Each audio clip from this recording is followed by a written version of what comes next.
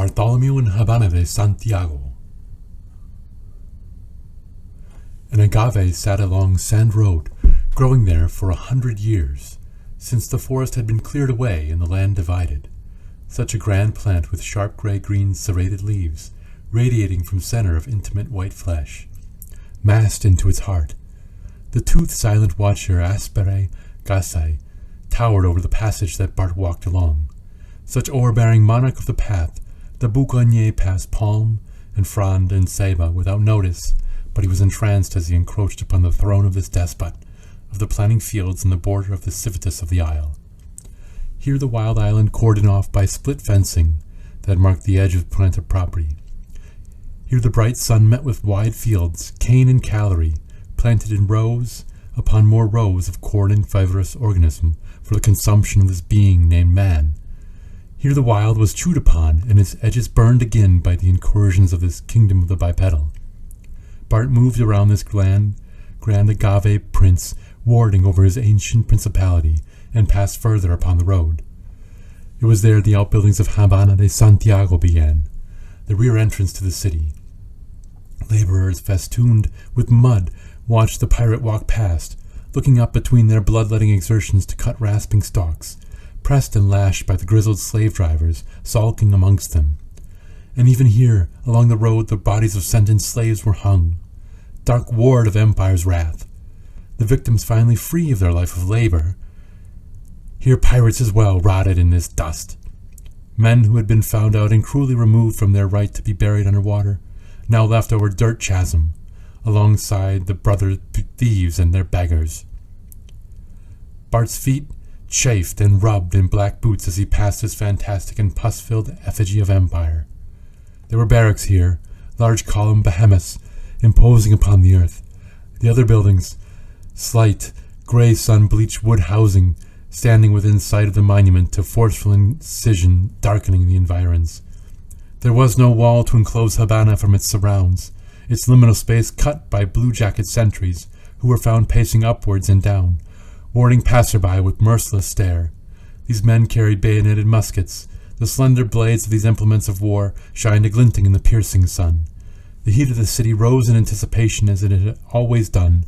Awnings and arched halls opened to the street, and the closed dark portals of timbered frame doorways offered some respite to those who chose to afford themselves the luxury of rest. That shadow built by man, interfering with the assault of such unnaturally bright light. Even in the attempt, one could never truly escape the boiling air in this city, as the rough speckled cement and dried mud bricks absorbed such heat of the day as existed, and acted as oven to radiate all earth's exhalation back upwards to its inhabitants. Bart passed these guards quickly, and walked on into the city. The pirate fine doors, iron-wrought bars covering windows open to lush verandas of great urban estates. Farther along cobbled roads, and past spiral and fleur-de-lis carved verandas, he searched for a wine sink in the wall of a white-gray plastered residence, an old house that was constructed shortly after the Spanish first came to this bay. Now the whole of the structure given over to commerce. Above held a mercantile shop for butchered meat and all its product alongside herbs and spices. Below in its bowels grew the vacancy of this den of vermin and vice. This was one of the few establishments that Bartholomew trusted as a station of his own damnable cross. Trust being a word that translated to Spanish soldiers would never deign to enter such a slovenly, disease-ridden establishment, even for all the gold in Cuba. Trust being a word that only got as far as drink could be had for a coin, and the rest muttered inside was poppycock and boasts of a long-deceased salt day. Now the door to this dark hall, nitrous-streaked wall, was propped open at full stretch, so Bart gingerly stepped down the sodden wooden steps and entered this portal. It was dark inside. The only source of light came from the sun weakly seeping in behind. As a slight breeze of air swept through to the storage door at the far end of the establishment, there appeared before him a cramped interior space, a bar top on one side, and several booths with benches teetering along the far wall. There a gruff man spoke to the barkeep. "Survival in dark times, you see, requires community, and it requires rum." Barkeep: "It may." P: "These Habsburg scoundrels be wanting to make petticoats out of pirate hides. He says to us to get a workin', Get to tightening sails and stays, and if you want to escape the end of your days being a rug in some fine lady's Bavarian dancing hall, you best keep a-working. K. P. Though it be hot on this very isle, it'd be cool at least on stone floor. I wouldn't mind the heel of some fine bosom beer wench ouchin' vouchin' she'd say as she'd step on me. Bart came up to the smooth, dark plank bar and asked the barkeep for a finger of rum, producing a denomination of Spanish real. Bart drank from the clouded glass, slowly accepting the fire into his throat, the rum flowing down into his chest and the bones and arms of his fingers. Bart said nothing as the man next to him smelled of rum and continued to speak, even though the pirate captain tired of these warnings of petticoats and Bavarian torturing. Bart worried at his slim, sickly sliver of rum in spotted glass. In minutes, another form darkened the doorway, stepping down the loose boards, squeaking and popping, and the form entered the enshadowed mildew establishment. The Spanish man was the apparition. White, clear skin, a trim beard, and with unadorned dress, the man had white shirt and black trousers. He was contrite and clean. He sat at one of the booths behind the backs of the drinkers, and the barkeep did nothing to acknowledge him. The pirate, so recently talkative, had obviously gotten jittery about the prospect of a man of Spanish employ within his earshot. He had silenced his chittering chattering, and he quickly threw several coins in the bar, surely paying half of his tabulation. The South Boucanier waited a moment, and then sauntered out of the dark place in a quick escape. Bart turned and spoke to the man from his position, still leaning against the bar top. B. Spanish man, you've been sent from Techerin, yes? A. Precisely. I am Escapoles. It is a pleasure to make your acquaintance. Bartholomew the Boucanier? B. Yes. A trite thing a name. We hardly need it said. A. So you say, Bart the Blade. B. So I am. So you say my name once again. The men spoke for a moment of Techerin's requirements. Bart heard in the man a crisp and queer accent, the Spanish language arriving quick to the man. Though it was equally clear, the man had not been born to it. As the sonorous words struck his ear, Bart could only hope to notice in his contrast that his own speech was a clouded drawl. A. Yes, Bart, we have the figures you desire, easily given for the price annotated. B. What precisely is the price? A. The pleasure of your company is the first facet. B. The next must be gold coin, as it is ever such. A. Precisely, the great lubricant of this realm. B. Very well. Yet I have another task. Mine own. I understand that you are adept with the written word, and I have the requirement of documenting the final movements of the poinsettia. Bart began to describe it, and the Spaniard took the reins of the conversation from the pirate, instructing Bart he had the particulars, and that he would recite the story, as the man implied he had heard the story already, and Bart found the beginning a small bit strange, not a little forced, but he walked a few steps over and sat opposite Escapoles at this bench. Escapoles began with a description. Through the day of passage the sun shone in his arc o'er the marbled world, ruled by such behemoth as the Spanish Empire. At its maximum zenith, the piercing glint at world's edge, evincing a swift galleon, shone only for the briefest moment before the rapscallion Habsburg mariners fell away over the edge of the globe. Bartholomew the expectant, Ian ordered the rousing of the off-duty souls to be ready for the great black dance. The men were steeled for the action after this call to arms.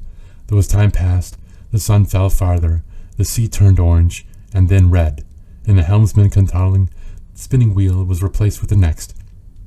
It became clear that the ship of Iberia only wished to watch these Boucaniers, to slip over the islet of visible globe, now away from piratical proddings, for its own purpose desirous of monitor, desirous of tracking, desirous of entrapping these erstwhile souls in the small sea of the Quetzals, lorded over by the northern shore blood drinkers and cannibals who prowled the great river, consuming all the coast west of the Peninsula of Flowers, the great mud delta, and lurking within such petaled plume plosion of underwater rise of white-grey mud, there lurked the captain of glorious craft, the poinsettia, helmed by Bartholomew the Endowed, Bart the Heinous, Venus. B. That's enough. We need a journal entry, good sir, not such a novelization. A. I found it important to add such details. B. They're not. These are not details that are important to add. A. Very well, I will continue. B. Again, I simply need a journal entry for Tetcherine. A. Tetcherine, the great self-styled pirate king. He needs his pound of flesh, the ravenous cur does. B. Escapolis. Sir, please, if we can simply finish. A. Read me what we have set to words so far. B. The 17th of June. 1000. A. Let me see this. The year of our Lord Anno Domini, 1699. Galleon spotted. Dear Bartholomew, spotted is not a venereal disease. It should not have so many drops of black across it. You've only written that a Spanish wastrel was seen below. I believe below some word that means to denote Florida, or the Strait of Cuba in Hispaniola. It may well be the Antarctic Straits full of towering iceberg calving off of desolate wind-bitten plains, preying upon the poor souls in icy waters of you have spelt this ugly thing. Bartholomew stared icicles at the man Escapolis, a pirate friend in the government's employ. A man of many words, yet A. Simply write, good sir, sightings at dusk, period. The men lost their prescribed quotient of drink in favor of sleeping rough upon the waves in preparation for conflict, period. Contact in early morning light, comma. Red uninterrupted rays bursting from the horizon's line where all distant clouds are granted life and their magisterial rays sear upon the retina a glow brilliant beyond the rest of creation, period. No. Semicolon. No. In fact, mark a period. B. I have written dusk upon the page. A. Great gaping red wounds of Christ. Let me finish the words. B. Sire Scapolis, I would be cautious naming Christ as the red. It carries meaning that may not be welcome.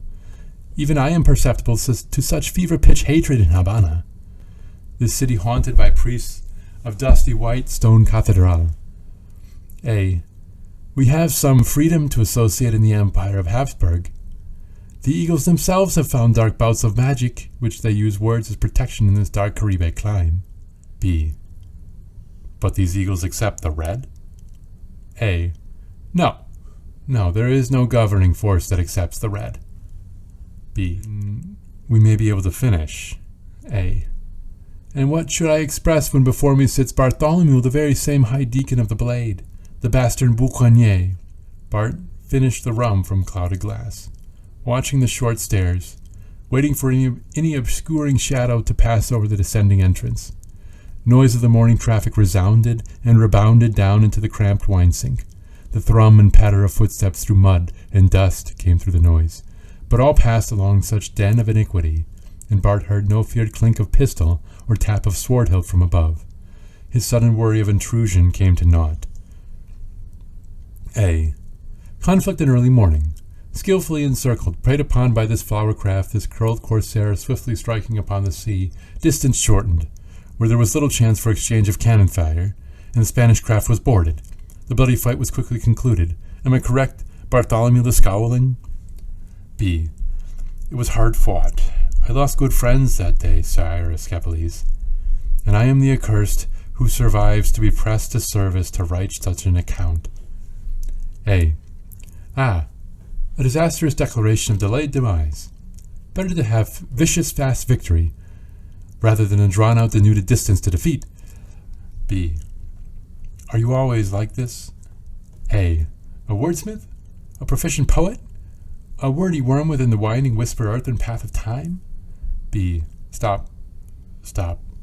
It was a victory for the Boucanier.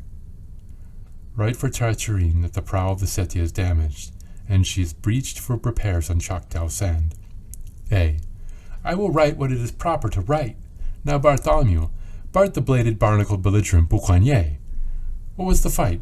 Blades clashing and slashing? A sting and a poke, a clang and a bang? There the flash, there the glint, there the dark eyes of the Habsburg soldiers, staring down their equals in the pirate scoundrel pillaging force. There could only be a resounding clash, a battle upon the blue, a meeting of soldiers stout and true upon the swells, a day of fate, a day that infamy regards. Bart had gotten up and ordered another rum in his glass. Dirty and small as the portion was, he downed the liquid in one gulp. He stood staring from the bar. The Escapolis has raised his voice once the pirate stood, continuing to speak, allowing the message to follow him as a bad humor or ravenous spirit across even the small space of this wine sink, as the man who was imperturbably vocal continued to speak. Bart turned and interrupted him, even standing at the bar. B.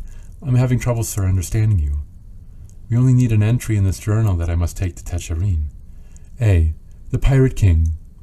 B. Yes, the Pirate King. A. Techerin the Pirate King, lord of all scrawny, striving, scuttling crabs called pirate. B. Stop speaking. I can complete the entry. It's unneeded. Your services are such an advanced level of literacy that... A. But your proficiency with the words. I must confess, I don't mean to be rude, but they may be lacking. B. We write to Techerin. Himself a pirate. He is similarly situated to myself. The word in them don't say it. Escapolis had pierced his lips to speak and pointed to the low cobweb ceiling, an imminent interjection stymied. B. Techerin will understand if a subordinate pirate does not have complete command of the written word. A. I understand, even if I do not quite. I can be a small stickler for the veracities and verisimilitudes of language, capricious and tenacious about the capacity and mendacity of... B. Do remember that I am one of those skittering crabs you mention, and I do not reside on dry rock for a living, whereupon writing may be a useful skill. A. Aha! Yes, I will remember this. Remember this I shall. Bartholomew the Black, Boquonier of the Blade. You must remember the full shadow of this rock that is the empire where I reside. It is true now that we will parade as cocks with all our plumage ruffled and rimpling. B. Great Habsburg lord, please. I mean nothing but a fond adieu. I will be able to complete the entry for Techerin. A. Very well, Bartholomew. I am ever at your service, whenever you may need me. The day ages, the sun is climbing in the sky, and I will be missed at the office of the governor. The tall and regal man rose unperturbed by any slight the pirate meant to give or to retract. He took the steps up to the level of the sun, walking as if he were the victor. Bart turned and tapped the bar top again, and his rum was filled the last time. He drained the glass in exasperation. K.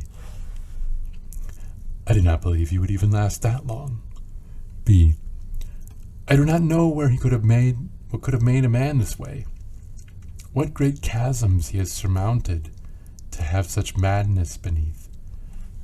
K. The energy imbibed within the Spanish, all of their kind, it is inexhaustible. Escapolis is a special breed, but it is only by degree. The men fell silent, and Bart was able to grab the paper upon the rustic table, and he finished scratching upon it. The Effer boarded, no specie. The Viciosa came upon us. Knight of Europe upon board. Heavy losses afforded a victory. No specie found on the Vis.